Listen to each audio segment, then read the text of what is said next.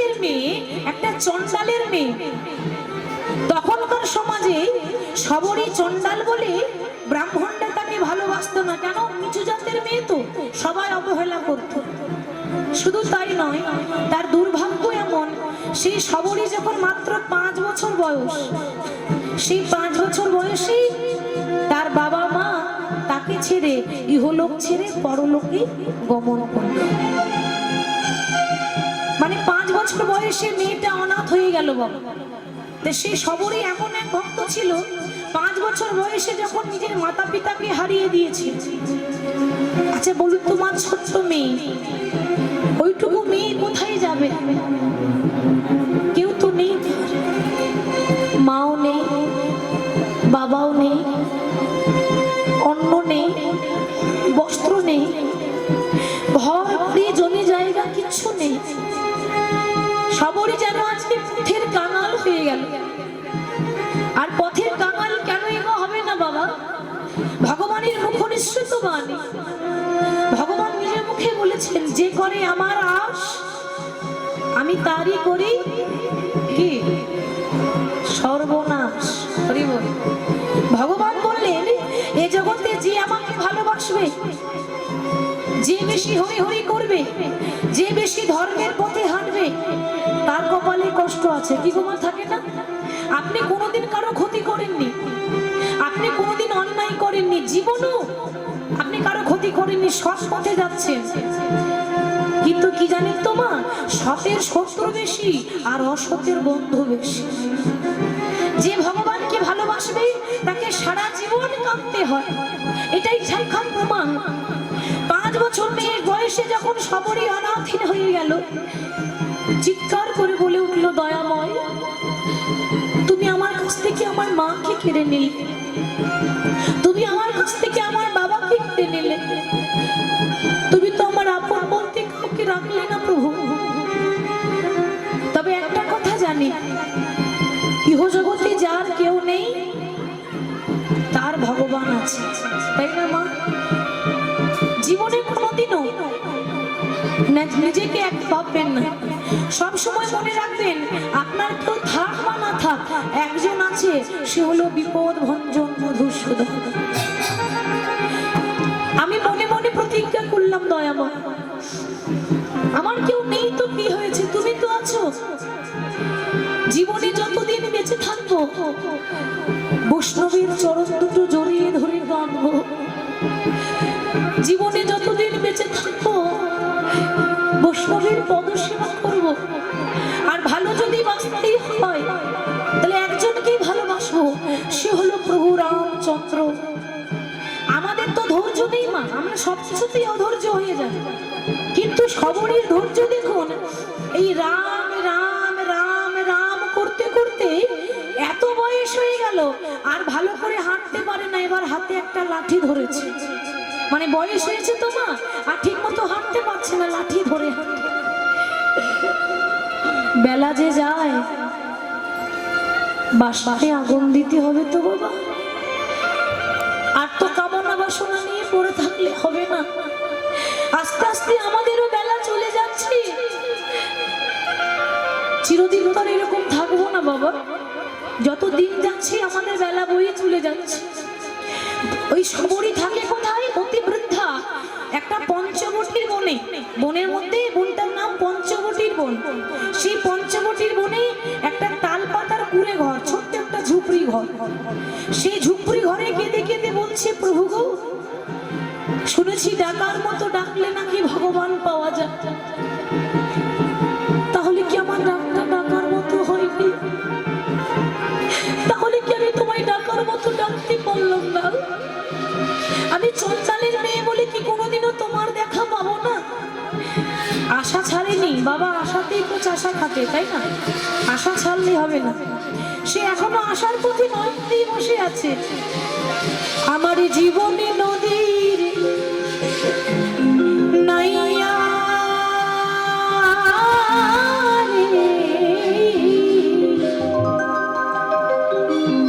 আমার ভবের খেলা সঙ্গ হলো রে,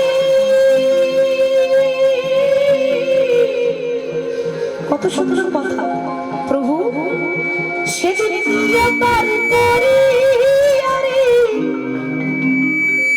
আমার জীবনী নদীর না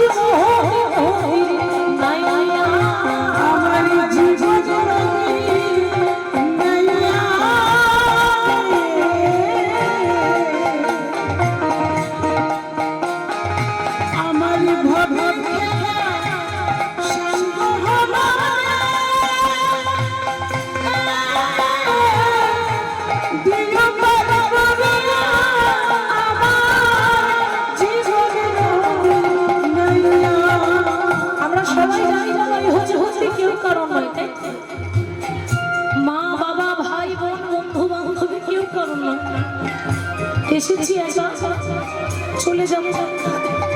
ইহজগতে আপন বন্ধু বলে যদি কেউ আছে তো একজনই আছে বাবা, সে হলো বিপদ ভঞ্জন মধুসূদন, সেই হলো আমাদের পরম বন্ধু। হরি বল বন্ধু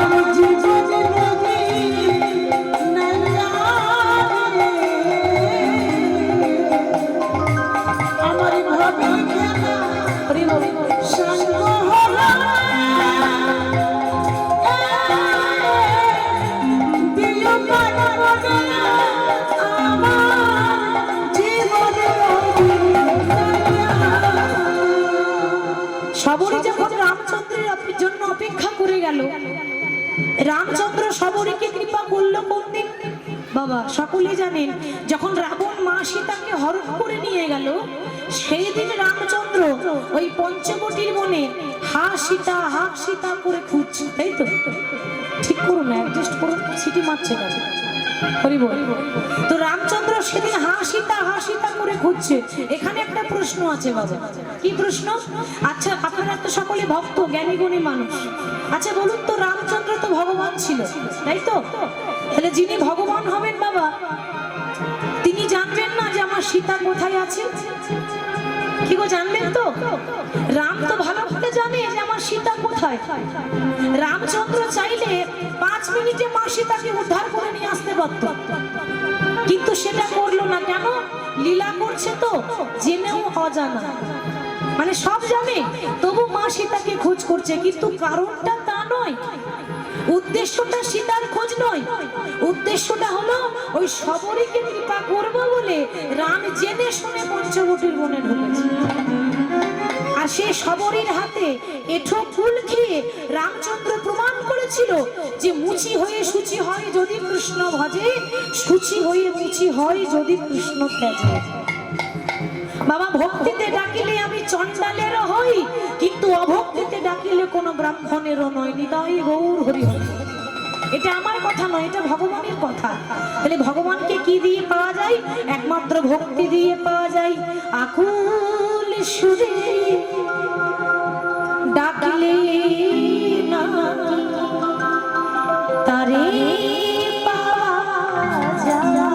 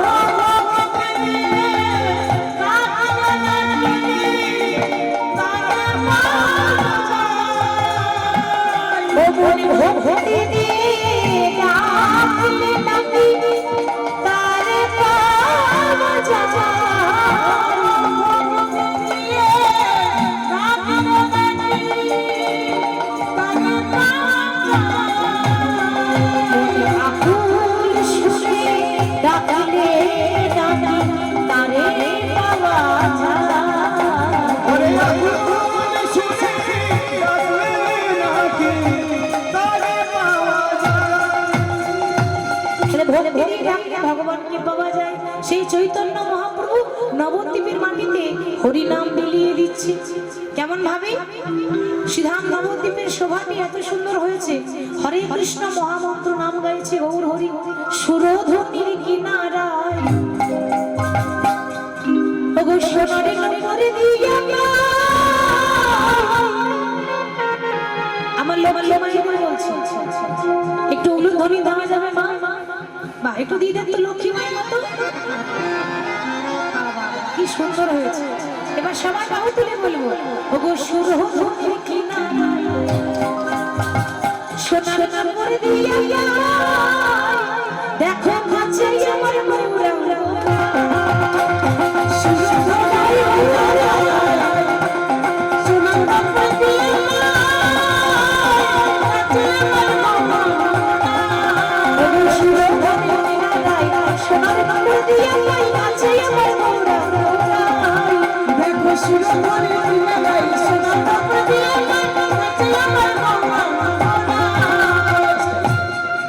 এখনো ভক্তদের এই কলিযুগের ভক্ত তো আমরা। এই আমাদের এই করতালি গুলো হয়ে গেছে প্লাস্টিকের করতালি। কি গোমা তাই না? এই দেখেছেন, এই যখন করতালি দিতে বলছি সব জায়গায় একই কেস, এখানে শুধু নতুন নয়। যখনই বলি একটু করতালি দেন, তা করতালি দিচ্ছে, কিন্তু কি করে দিচ্ছে বলুন তো? এরকম করে দিলে হবে না। একেবারে আশেপাশে গ্রামের মানুষ যেন শুনতে পায় এত সুন্দর মেলা হয়েছে, এত সুন্দর ভক্তের আগমন হয়েছে। তা করতালিটা একটু জোর করে না দিলে হবে মা? একটু জোরে জোরে, কেমন আমার সঙ্গে? ওগো সুরধনির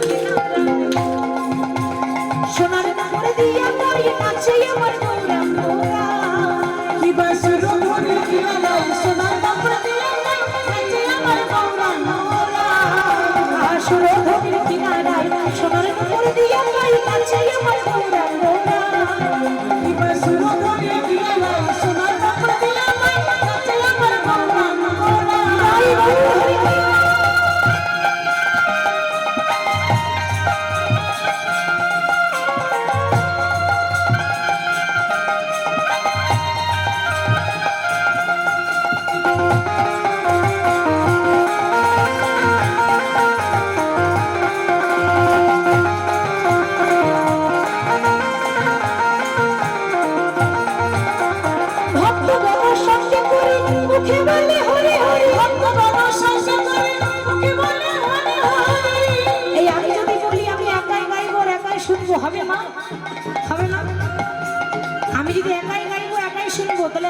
প্রয়োজনটা পড়তো না, তাই না? ভক্তরা সহযোগিতা না করতে পারলে একটা বক্তা কখনো গাইতে পারে না, এটা সকলেই জানে। তাহলে কিন্তু আমাদের সবাইকে করতালি আর উলুধ্বনি দিয়ে একসঙ্গে গাইবো, আমি একা নয়, সবাই গাইবো। ভক্তগণ সংশিতলে মুখে বলে হরি হরি, ভক্তগণ সংশিতলে মুখে বলে হরি হরি। আরে নয়নে প্রভু ফিরে ফিরে চায়, আরে নয়নে প্রভু ফিরে ফিরে চায়, আরে নয়নে প্রভু ফিরে ফিরে চায়, আরে নয়নে প্রভু ফিরে চায়। ও সুরধুনী নারাই সোনার করে দিয়ে গাই, নাচে আমার মোরা বিবাসী তাই হরি সোনার করে দিয়ে গাই, নাচে আমার মোরা। সুরধুনী নারাই সোনার করে দিয়ে গাই, নাচে আমার মোরা বিবাসী করে দিয়ে গাই, সোনার করে দিয়ে গাই, নাচে আমার মোরা।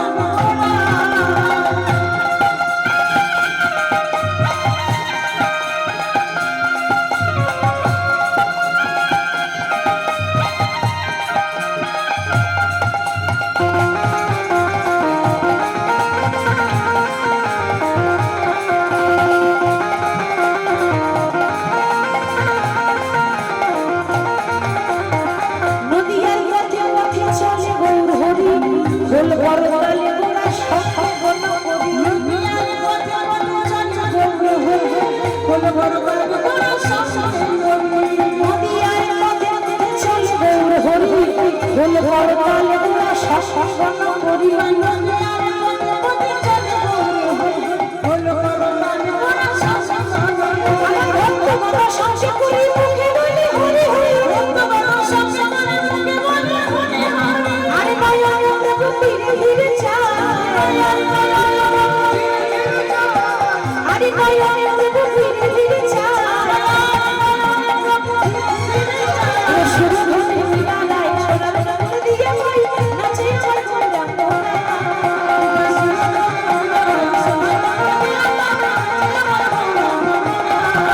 আর সুরধুনী নারাই সোনার করে দিয়ে গাই, নাচে আমার মোরা মোরা।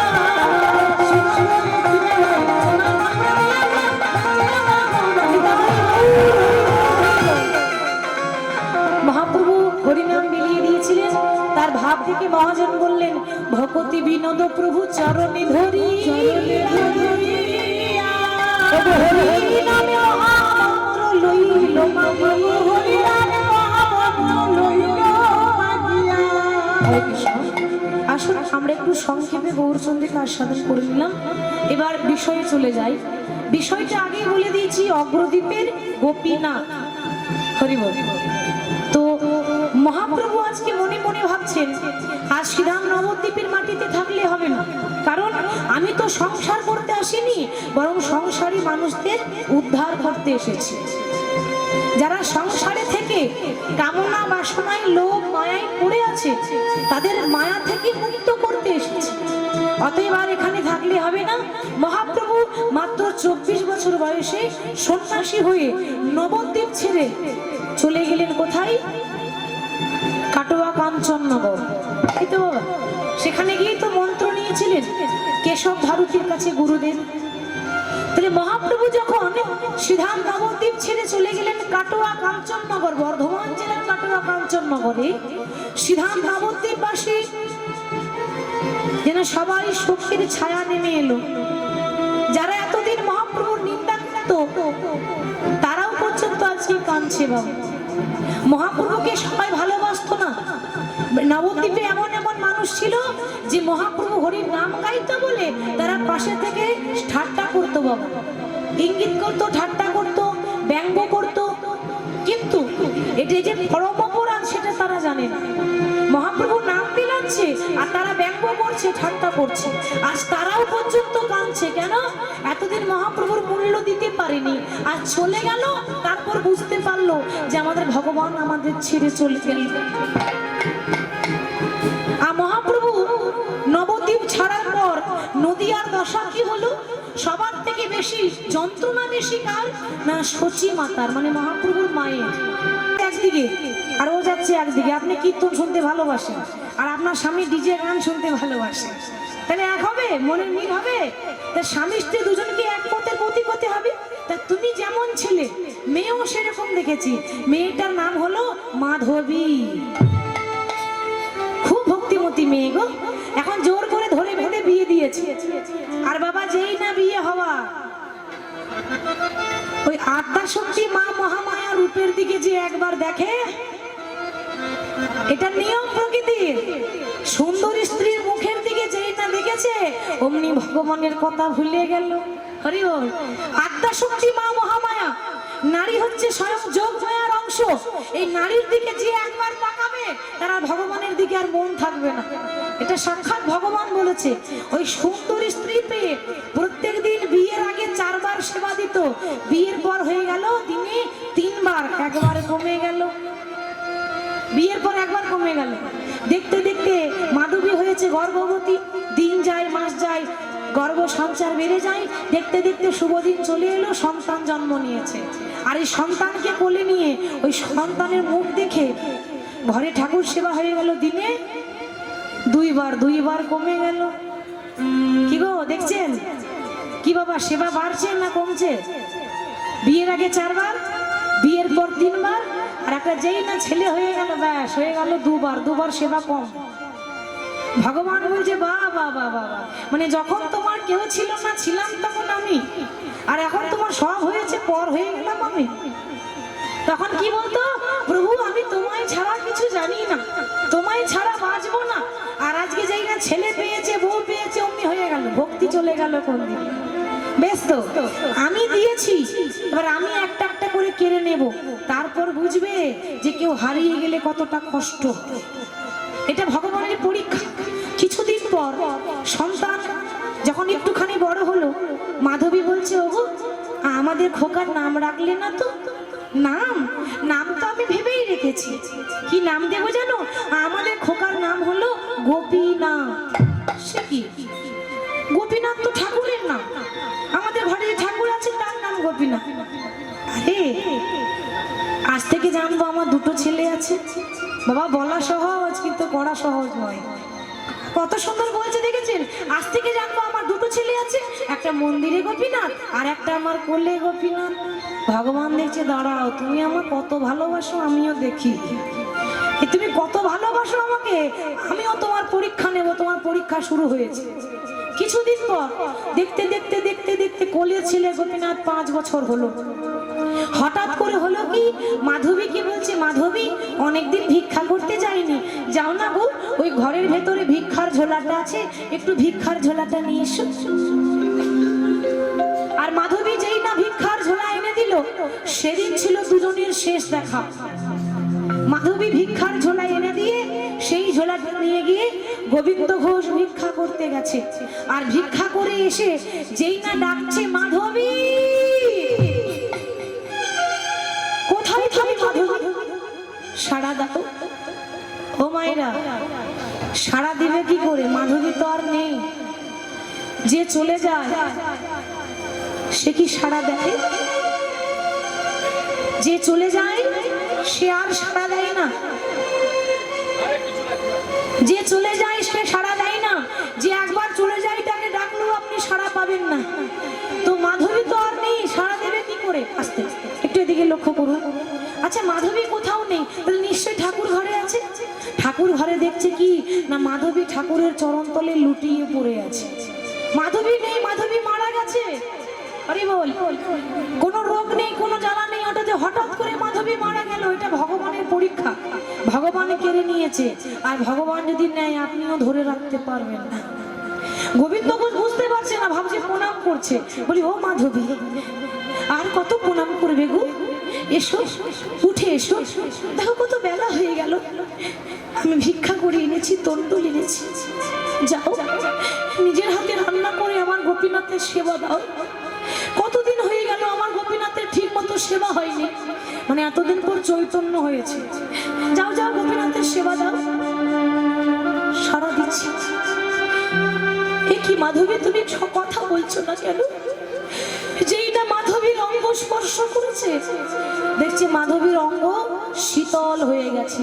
বাবা, মানুষ যখন মারা যায় সারা শরীর ঠান্ডা হয়ে যায়, তাই না?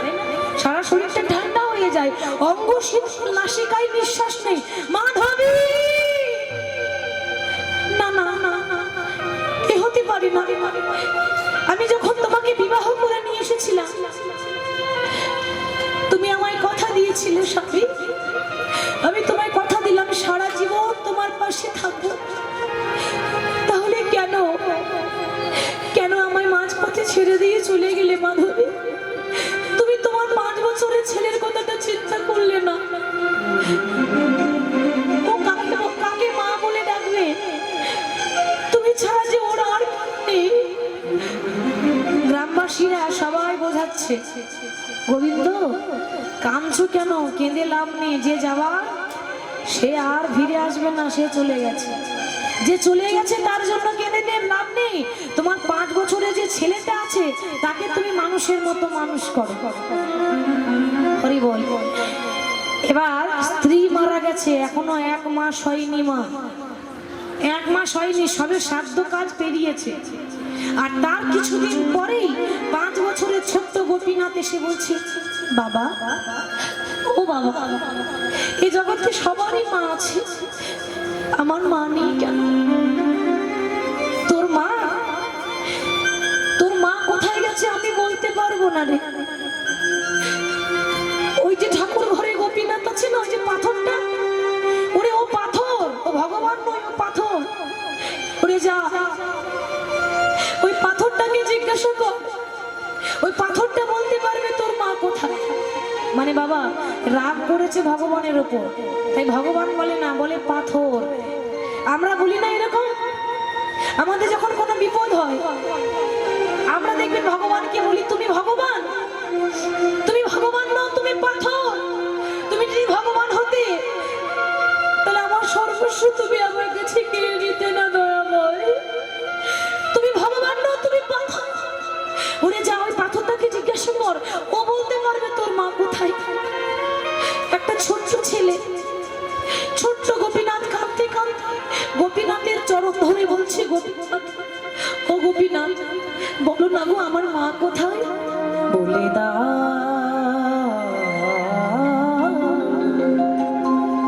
হে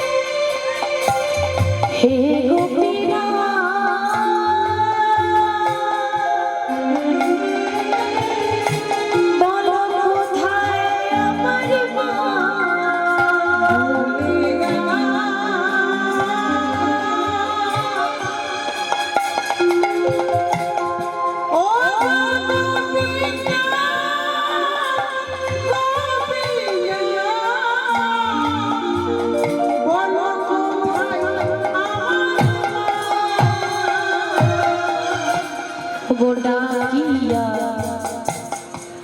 মা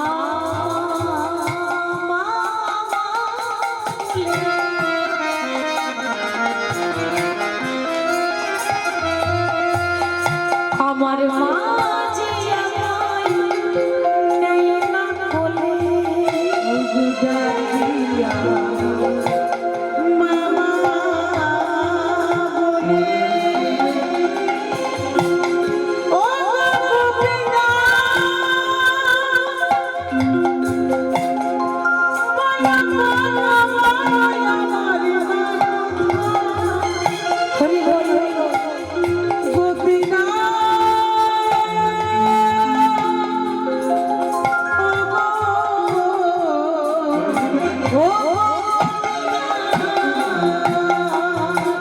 ডাকিয়া মা মা মা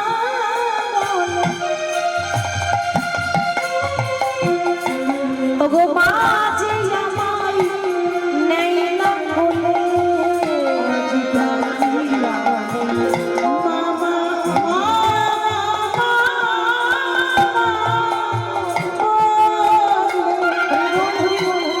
মা যে আমায় নেই না বলে। হারিয়ে গেছে মাঝে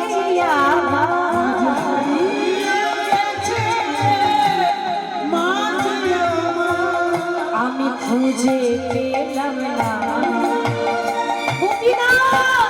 কোথায় আমার মা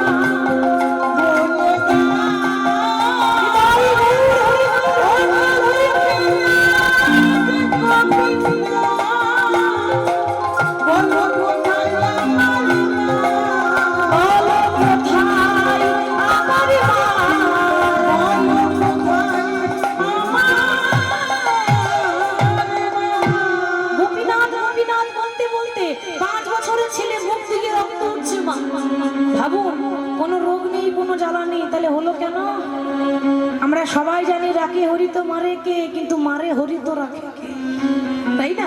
এখানে উল্টো হলো, হরি যদি কাউকে নিয়ে নেয় তাহলে মানুষটা যে কখন চলে যাবে আপনি বুঝতেও পারবেন না। ওই ছোট্ট 5 বছরের ছেলে মুখ দিয়ে রক্ত উঠছে, মা মা বলে কাঁদতে কাঁদতে গোপীনাথের চরণে শেষ নিঃশ্বাস ত্যাগ করলো। পেছন থেকে গোবিন্দ ঘোষ ডাকছে, রে খোকা, ওরে ও বলতে পারবে না রে, ওরে পাথর রে, পাথরে কি কথা বলে, ওরে আয়, তোর মা নেই তো কি হয়েছে, আমি তো আছি, ওরে আমি তোর মা, ওরে আমি তোর বাবা। এবার যেই না ছেলেকে কোলে নিতে যাবে দেখছি তার একমাত্র আদরের ধন শেষ নিঃশ্বাস ত্যাগ করেছে। আর শেষ নিঃশ্বাস ত্যাগ করেছে ছোট্ট ছেলে গোপীনাথকে কোলে নেওয়া মাত্র চিৎকার করে বলে উঠলো, গোপীনাথ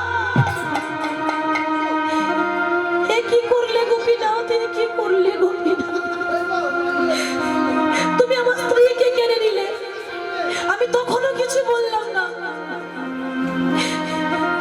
আমাকে বাবা বলে ডাকার মতো আমার আদরের ধন তুমি তাকেও কেড়ে নিলে গোপীনাথ। বুঝতে পারছি ভক্তকে কাঁদাতে তোমার বড় ভালো লাগে, তাই না? আমাকে কাঁদিয়ে তুমি বড় সুখ পাও, তাই না? বেশ, আমারও নাম গোবিন্দ ঘোষ, আমাকে কাঁদিয়ে যখন তোমার এতই আনন্দ হয়েছে, আমিও আজকে এই অগ্রদ্বীপে দাঁড়িয়ে প্রতিজ্ঞা করলাম, আজ থেকে তোমার পুজো করা বন্ধ, আজ থেকে তোমার নাম করা বন্ধ, আজ থেকে এই অগ্রদ্বীপের মাটিতে গোপীনাথের সেবা দেওয়া বন্ধ, আজ থেকে তুমিও না খেয়ে থাকবে আর আমিও না খেয়ে থাকবো, দেখি তোমার কে পুজো করে। আমি মন্দিরে রোজ রোজ তোমার সেবা দিই, আর আজ তুমি আমার দশায় এরকম করলে। আজ থেকে তোমার নাম করব না, আজ থেকে তোমার পুজো করব না, আজ থেকে তোমার সেবা করা বন্ধ। কোলে ছেলেকে নিয়ে গঙ্গার ঘাটে বৈষ্ণব ধর্ম অবলম্বন করেছিল তো, তাই সমাধি দিয়েছে। ছোট ছেলে তো পোড়ানো হয় না, সমাধি দিতে হয়। ছোট্ট ছেলে সমাধি দিয়ে এসেছে, যেহেতু বৈষ্ণব মত নিয়েছে তারা, আর সেই মতে সমাধি দেওয়ার নিয়ম। ছেলেকে সমাধি দিয়ে হরি বল ফিরে এসেছে। 4 দিন হয়ে গেল, নিজেও কিছু খাইনি আর গোপীনাথকেও খেতে দেয়নি। ও মায়েরা, একটা মানুষ যদি 4 দিন না খেয়ে থাকে আর উঠতে পারবে? 4 দিন না খেয়ে আছে, বিছানায় পড়ে আছে, মুখে আওয়াজ বের হচ্ছে না, কথা বের হচ্ছে না। কেন জানেন? আমাদের মতো একটা সামান্য সাধারণ মানুষ ছিল গোবিন্দ ঘোষ। একটা মানুষের যদি 1 মাসের মধ্যে স্ত্রী মারা যায়, ছেলে মারা যায়, ভাবুন সেই মানুষটা ঠিক থাকতে পারে? সে তো পাগল হয়ে যায় বাবা। গোবিন্দ ঘোষ আজকে পাগলের মতো ভুল বলছে, বিছানায় পড়ে আছে। ভগবান মনে মনে চিন্তা করছে, আহারে কতই না কষ্ট দিলাম আমি, প্রথমে ওর স্ত্রীকে কেড়ে নিলাম, তাতে আমার শান্তি হলো না, তারপর ওর সন্তানকে কেড়ে নিলাম, তাতেও আমার শান্তি হলো না। দেখে নাও জগৎবাসী, দেখে নাও, আমি ভগবান। আমাকে ভালোবাসতে গেলে সারা জীবন এইভাবে শুধু কেঁদে কেঁদে মরতে হয়। আজ যেমন গোবিন্দ ঘোষ কাঁদছে, সবাইকে কাঁদতে হবে, প্রত্যেকটা মানুষকে। দেখবেন যারা ভক্ত তাদের কাঁদতে হয়, তাই না মা? ভালো মানুষের কপালে কষ্ট আছে, যারা পাপী তাদের জীবনে কষ্ট নেই। আর আপনি ভালো মানুষ, এই যত দুঃখ কষ্ট ভগবান আপনাকে দিয়েছে কেন? পরীক্ষা, যাচাই করে দেখবো যে ও কতটা আমায় ভালোবাসতে পেরেছে। তো আমি যখন স্ত্রী কেড়ে নিলাম, আমি যখন ওর সন্তান কেড়ে নিলাম, এবার ওকে দেখা দেব, মানে সবকিছু কেড়ে নিয়ে তারপর কৃপা করবো। তো স্বয়ং ভগবান, অর্থাৎ স্বয়ং ভগবান কৃষ্ণ মানে মন্দিরের গোপীনাথ, একটা 5 বছরের ছেলের রূপ নিয়ে এসে বলছে, বাবা বাবা, ও বাবা। কি আমাকে বাবা বলে ডাকছে? আমাকে তো বাবা বলে ডাকার মতো কেউ নেই। আমার খোকা ছিল, 4 দিন আগে তাকে আমি সমাধি দিয়ে এসেছি, তাহলে কি আমায় বাবা বলে ডাকছে? বাবা বাবা, আমি তোমার গোপীনাথ। ও গোপীনাথ, ওরে আমার স্ত্রীকে কেড়ে নিলি, তোর শান্তি হলো না। আমার কোলের ছেলে, 5 বছরের ছেলেকে কেড়ে নিলি, তোর শান্তি হলো না। এরপর তুই কেন এসেছিস? আমি বেঁচে আছি না মরে গেছি তুই দেখতে এসেছিস? বাবা এমন কথা বলো না বাবা। তাহলে কি বলবো তোকে? ওরে তুই ভগবান, যে ভগবান হয় সে কি এমন করে? ওরে তুই আমাকে পথের কাঙাল করে দিলি। তুই জানিস সন্তান কাকে বলে? জানিস? শোন, প্রত্যেকটা মা বাবা ভগবানের কাছে বলে, হে প্রভু আমার একটা সন্তান দাও। কেন বলে? কারণ আছে, সবাই জানে তবু বলে, আরে ছেলে সারা জীবন ভাত দেখ বা না দেখ, অন্তত মরে যাবার পর মুখে আগুনটা তো দেবে। হরি বল। ওরে আমার নিজের ছেলে যদি বেঁচে থাকতো, তাহলে আমি মরে গেলে আমার মুখে আগুন দিত। তুই আমার খোকাকে কেড়ে নিলি, বল আমার শেষ কৃত্য কে করবে? আমি মরে গেলে আমার পিণ্ডদান কে করবে? বল বাবা। তুমি ভুলে গেলে, তুমি যে দোষটা আমাকে দিচ্ছ, একবারও তো ভাবলে না যে তোমার কতটা দোষ ছিল। বাবা তোমার যখন ছেলে হয়েছিল, তুমি নাম দিয়েছিলে কি? গোপীনাথ। আর কি বলেছিল গো? ছেলের নাম রাখার সময় কি বলেছিল? আরে আজ থেকে জানবো আমার 2টো ছেলে আছে, একটা মন্দিরে আছে আর একটা আমার কোলে আছে। কি গো মা বলেনি? বলেছিল তো। দোষটা ভগবানকে দিলে হবে না, দোষ তোমার আছে। কেন? তুমি বলেছিলে আমার 2টো ছেলে, একটা ঠাকুর গোপীনাথ, একটা কোলের গোপীনাথ। বাবা বলতে পারো, এ জগতে কারো যদি 2টো ছেলে থাকে, তো একটা ছেলে যদি মারা যায় আর একটা ছেলে কি না খেয়ে থাকে? কি গো বাবা, না খেয়ে থাকে? কারো যদি একটা ছেলে মরে যায়, তা সে আর একটা ছেলে কি না খেয়ে মেরে দেবে? তুমি আমায় কেমন ভালোবাসলে বাবা। তোমার নিজের ছেলেটা মরে গেল আর তুমি আমাকে 4 দিন না খাইয়ে রেখে দিলে। তুমি মন্দিরে দরজা বন্ধ করে রেখে দিলে। একবারও ভেবেছো যে তোমার আর একটা ছেলে না খেয়ে পড়ে আছে? গোপীনাথ, ওরে তুই সত্যি বললি, আমি পারলাম না তোকে ছেলে হিসেবে ভাবতে। আমি বলেছিলাম, কিন্তু বাবার কর্তব্যটা পালন করতে পারলাম না রে। আমার নিজের ছেলে চলে গেল, তোকে না খাইয়ে রেখে দিলাম। সত্যি তো, আমি বাবা নামে কলঙ্ক। এ কি করলাম? আমি তো বাবার কর্তব্য করতে পারলাম না। বাবা, ভক্ত যদি আমায় 1 গুণ ভালোবাসে, আমি আমার ভক্তকে 2 গুণ ভালোবাসি। তুমি আমায় ভালোবাসতে পারলে না বলে আজকে তোমার জীবনে কষ্ট হয়েছে বাবা। তবু আমি তোমায় কথা দিলাম, তোমার যখন নিজের ছেলে নেই তোমার শেষকৃত্য করার জন্য, তুমি যেদিন মারা যাবে, এই ঠাকুর গোপীনাথ, সৃষ্টি স্থিতি লয় প্রলয়ের মালিক ভগবান কৃষ্ণ গোপীনাথ তোমায় কথা দিল, আমি তোমার শেষকৃত্য করব, আমি তোমার ভোজ কাজ করব, আর আমি নিজের হাতে তোমার পিণ্ড দান করব। নিতাই গৌর হরি হরি। বাবা দেখেছেন, ডাকার মতো ডাকলে ভগবান আসে, তার প্রমাণ পাওয়া গেল। ইহ জগৎ জগতে কারো যদি সন্তান না থাকে, ভগবান বলছে সে যদি আমাকে নিজের সন্তান বলে, আমি নিজে গিয়ে তার শেষকৃত্য, তার পিণ্ড দিয়ে আসবো। অতএব আমাদের ভগবান ছাড়া আপন আর কেউ নাই। গোবিন্দ ঘোষ বলছি, ওরে তুই সত্যি বললি? আমি মরে গেলে তুই পিণ্ডদান করবি তো? বাবা কথা দিচ্ছি, আজ পর্যন্ত কোনোদিন ভগবান ভক্তের পিণ্ডদান করেনি। কি গো মা, করেছে? কোনোদিন কেউ শোনেনি যে ভগবান হয়ে ভক্তের পিণ্ডদান করে। আমি করব, তুমি মরে গেলে তোমার পিণ্ডদান আমি করব, তোমায় কথা দিলাম। গোপীনাথ, তুই যে কথাটা বললি না বাবা, আমার জীবনে পাওয়া হয়ে গেল রে।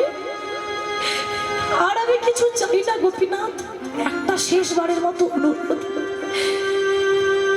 আমি তো উঠতে পারবো না, আমার শরীর বড় ক্লান্ত, আমি উঠতে পারছি না। ওরে আমার ঠাকুর ঘরে ওই ভিক্ষার ঝোলাতে করতাল আছে, করতাল জোড়া একটু এনে দিবি।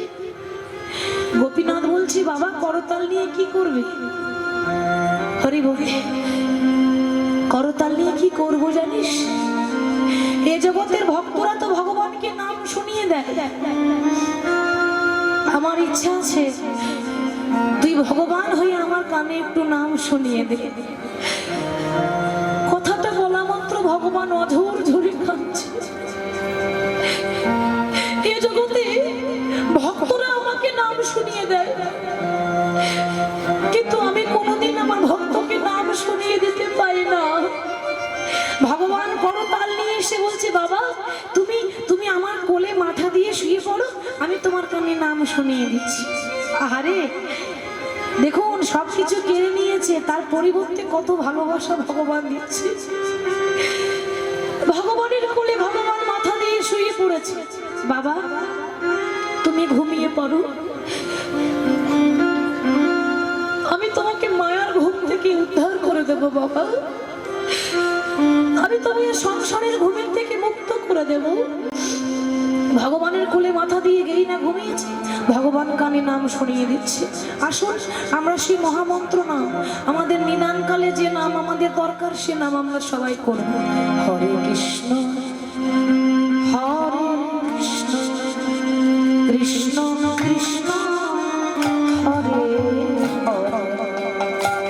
হরে হরে রাম রাম রাম হরে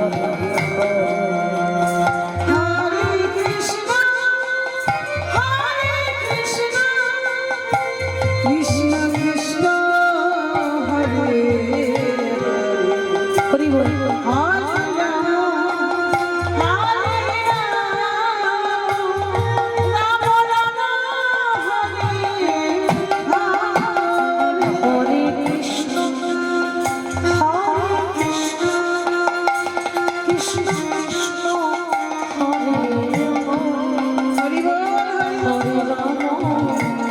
হরে রাম রাম রাম হরে হরে হরে কৃষ্ণ কৃষ্ণ কৃষ্ণ কৃষ্ণ হরে হরে হরে রাম হরে রাম রাম রাম হরে হরে কৃষ্ণ হরে কৃষ্ণ কৃষ্ণ কৃষ্ণ হরে হরে হরে রাম রাম হরে হরে কৃষ্ণ হরে কৃষ্ণ কৃষ্ণ কৃষ্ণ হরে হরে রাম হরে রাম রাম আর এমন ভাবে আস্তে ভগবান এমন নাম শুনিয়ে দিল যে ভগবানের কোলে মাথা দিয়ে গোবিন্দ ঘোষ শেষ নিঃশ্বাস ত্যাগ করলো। ওমা ভগবানের কোলে মাথা দিয়ে গোবিন্দ ঘোষ মারা গেল। আর যেই না ভগবানের কোলে মাথা দিয়ে ভগবানের কোলে শেষ নিঃশ্বাস ত্যাগ করেছে, মারা গেছে, ভগবান কি করলেন? কথা দিয়েছিল না যে তুমি মারা গেলে তোমার শেষকৃত্য করব বলেছিল না? আজ গোবিন্দ ঘোষ মারা গেছে, পরের দিন মন্দিরে নতুন পূজারী এসেছে। বাবা পুজো তো করতে হবে, নতুন পূজারী এসেছে, নতুন একটা ব্রাহ্মণ এসেছে। এবার নতুন পূজারীকে গভীর রাত্রে ওই ঠাকুর গোপীনাথ স্বপ্ন দিচ্ছে, পূজারী কে? কি প্রভু তুমি? শোনো, আমার মন্দিরের দরজা খুলে দাও। কেন এত রাত্রে মন্দিরের দরজা খুলবো কেন? শোনো, আমি যে রঙিন ধুতি পরে আছি না, এই রঙিন পোশাক খুলে দিয়ে আমাকে সাদা ধুতি পরিয়ে দাও। এ কি প্রভু, এত সুন্দর তোমার চাচুর চিকুর কেশ, এত সুন্দর ময়ূরের পাখা, এত সুন্দর পীতাম্বর ধুতি খুলে দিয়ে সাদা ধুতি পরাবো কেন? জানো না আমার বাবা মারা গেছে। বাবা মারা গেলে ছেলেরা যে অসহ্য পালন করে, আমি ভগবান হয়ে সেই অসহ্য পালন করব। মন্দিরের পূজারী কাঁদতে কাঁদতে ভগবানের ধুতি খুলে দিয়ে সাদা ধুতি পরিয়েছে। কি বাবা, আমাদের ইহজগতে বাবা মা মারা গেলে ছেলেরা পরে না সাদা পোশাক, রঙিন বস্ত্র পরতে পারবে না, অসহ্য পালন চলে। তো আমরা বাবা মা মারা গেলে যদিন অসহ্য পালন করি, ভগবান ততদিনই অসহ্য পালন করেছে, 1 মাস পালন করেছে। আমরা তো 10 দিন কিংবা 11 দিনে হয়তো শ্রাদ্ধ কাজ করে ফেলি, ভগবান 1 মাস অসহ্য পালন করেছে। 1 মাস অসহ্য পালন করার পর ভগবান তো নিজে আর বাড়ি বাড়ি গিয়ে নিমন্ত্রণ করতে পারে না, পূজারীকে দিয়ে স্বপ্ন দিয়ে ওই পূজারীকে দিয়ে ঘরে ঘরে নিমন্ত্রণ করিয়েছে। পূজারী ঘরে ঘরে নিমন্ত্রণ করে এলো, গোবিন্দ ঘোষের শেষকৃত্য কালকে ভোজ কাজ হবে, সবাই যেন যাবে। সবাইকে নিমন্ত্রণ করেছে, ভগবান হয়ে ভক্তের শেষকৃত্য করলো, ভোজ কাজ করলো, আর কথা দিয়েছিল কি না, তুমি যেদিন মরে যাবে গঙ্গার ঘাটে গিয়ে আমি পিণ্ড দান করবো। বলেন, শেষকৃত্য সম্পূর্ণ করার পর ভগবান কি করেছে, গঙ্গার ঘাটে গিয়ে হাতে পিণ্ড নিয়ে দাঁড়িয়েছে। দাঁড়াইল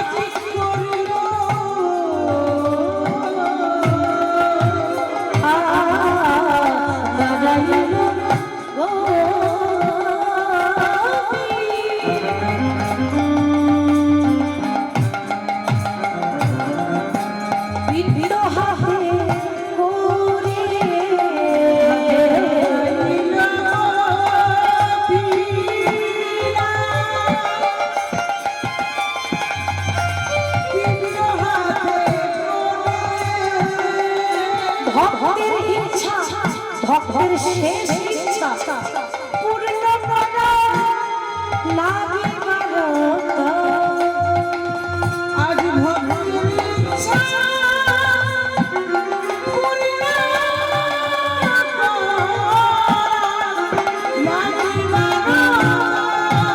আজ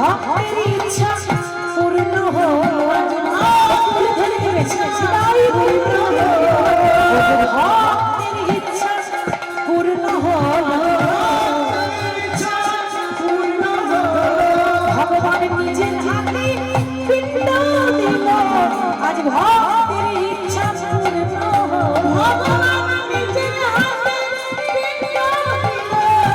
ভক্তের ইচ্ছা পূর্ণ হলো, ভগবান নিজের হাতে পিণ্ড দিল, ভক্তের শেষ ইচ্ছা পূর্ণ করে দিল। হরি বল। এই বিষয়টা হলো আমাদের অগ্রদ্বীপের গোপীনাথ। তো আমাদের এইটুকুই সময় ছিল, কমিটির বাবারা আমাকে এই পর্যন্তই সময় দিয়েছে। এরপরে তো আবার অনুষ্ঠান আছে। তো যাই হোক, ভক্ত ভগবান লীলা বিশ্রাম রাখলাম, অগ্রদ্বীপের গোপীনাথ লীলা বিশ্রাম রেখে আমরা দুটো ভজন গাইছি। সকলে একটু উলুধ্বনি হরিধ্বনি দিয়ে শ্রবণ করবেন, কেমন? নিতাই গৌর হরি হরি হরি বল। এবার আমার সঙ্গে একটু করতালি দিয়ে রাধে রাধে জপা করো।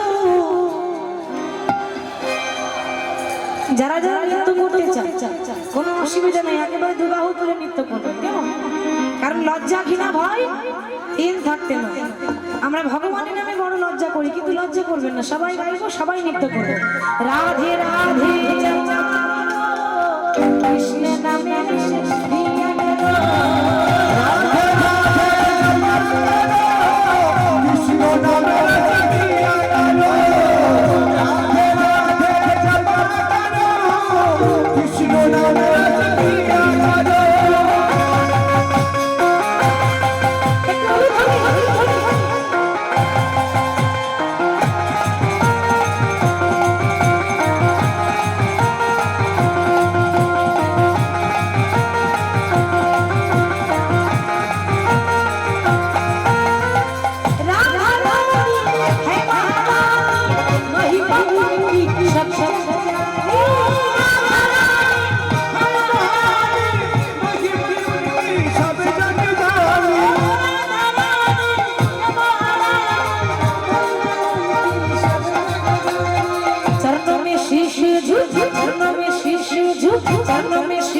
झुकाया करो, राधे राधे जपा करो, राधे राधे जपा करो, कृष्ण नाम रस पिया करो। ভজন শুনতে গেলে এই হার হাতি থাকতে হবে। মায়ের সামনে মায়েরা সবাই দিচ্ছে, আর এই পেছনে মায়েরা হাত তুলছে না। কি গো মা, রাগ করেছেন নাকি আমার উপর? রাগ নেই তো? আর দেখা হবে? হ্যাঁ, একদিনের জন্য চরণ পেয়েছি, একটু পরে চলে যাবো, আর দেখা হবে না। দেখি সবাই হাত তুলুন, সবাই, প্রত্যেকটা মায়ের। এই তো লক্ষ্মী মা আমার, এই কি সুন্দর লাগছে বলুন তো এবার। হরি বল। রাধা রানী হে মহারানী মহিমা পাতি, ও রাধা রানী হে মহারানী মহিমা পাতি, রানী হে মহারানী মহিমা উনকি সব জগতে। পাদি শ্রী বারে, পাদি শ্রী বারে, পাদি শ্রী বারে ছায়া করো, রাধে রাধে জপা করো, রাধে রাধে জপা করো, কৃষ্ণ নাম রস পিয়া করো। রাধে রাধে জপা করো, কৃষ্ণ নাম রস পিয়া করো।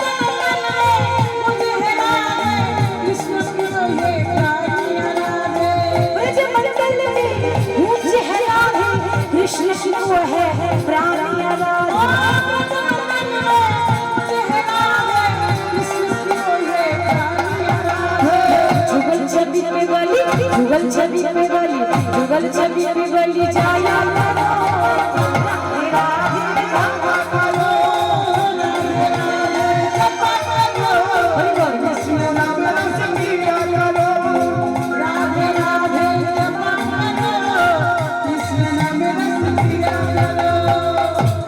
আসুন আসুন, তাহলে আমরা এখানে ভক্ত ভগবান লীলা বিশ্রাম রেখে দিই, এরপরে আরো অনুষ্ঠান আছে। তো ভক্ত আর ভগবানের